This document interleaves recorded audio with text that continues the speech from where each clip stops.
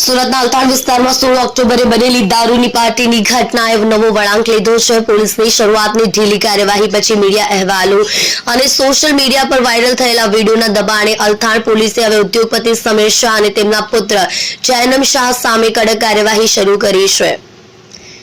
16 ઓક્ટોબરે સમીર શાહના જન્મદિવસની ઉજવણી દરમિયાન ઘટના બની છે।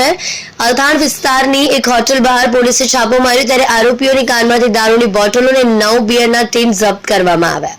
દરમિયાન જૈનમ શાહે પોલીસ સબ ઇન્સ્પેક્ટર પર શારીરિક હુમલો કર્યો અને અપમાનજનક ભાષામાં જીભાછોડી પણ કરી। આ ઘટનાનો વિડીયો સોશિયલ મીડિયા પર વાયરલ થયો, જેમાં જૈનમનો આક્રમક વર્તન અને પોલીસની નિષ્ક્રિયતા સ્પષ્ટ દેખાય છે। પ્રાથમિક તપાસમાં જૈનમે બ્રીથ એનાલાઇઝર ટેસ્ટ પાસ ન કર્યો અને તેના બ્લડ અને યુરિનના નમૂના ફોરેન્સિક તપાસ માટે મોકલાયા છે। નોંધનીય છે કે જૈનમની આ બીજી વખત પોલીસ પર હુમલાની ઘટના છે, જેને કારણે આ કેસ વધુ ગંભીર બન્યો છે। શરૂઆતમાં અલથાણ પોલીસે જૈનમ પાસે માત્ર માફીનામું લખાવડાવીને તેને છોડી મૂક્યો હતો, જેની સ્થાનિક લોકો અને મીડિયામાં ટીકા થઈ।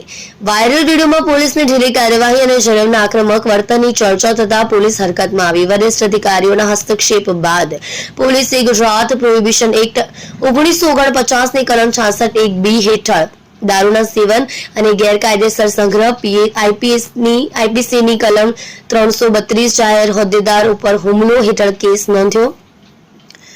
જૈનમની ધરપકડ કરવામાં આવી અને સમીર શાહને પણ સહ આરોપી તરીકે નામ આપવામાં આવ્યું।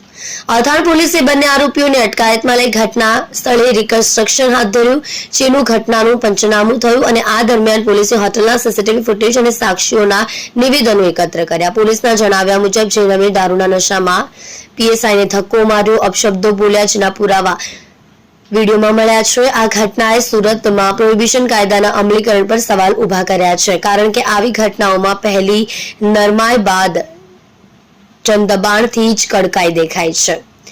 આ કેસે સ્થાનિક લોકોમાં ચર્ચા જગાવી છે, કારણ કે સમીર શાહ જાણીતા ઉદ્યોગપતિ છે અને તેમના પરિવારની સામાજિક પ્રતિષ્ઠા ઊંચી છે। જોકે પોલીસે સ્પષ્ટ કર્યું કે કાયદો બધા માટે સરખો છે અને આરોપીઓ માટે પૂર્ણ તપાસ પછી ચાર્જશીટ રજૂ કરાશે। આ ઘટનાએ ગુજરાતના દારૂબંધી કાયદાના કડક અમલની જરૂરિયાતને ફરી ઉજાગર કરી છે, ખાસ કરીને શહેરી વિસ્તારોમાં જે આવી ગેરકાયદેસર પ્રવૃત્તિઓ વધી રહી છે।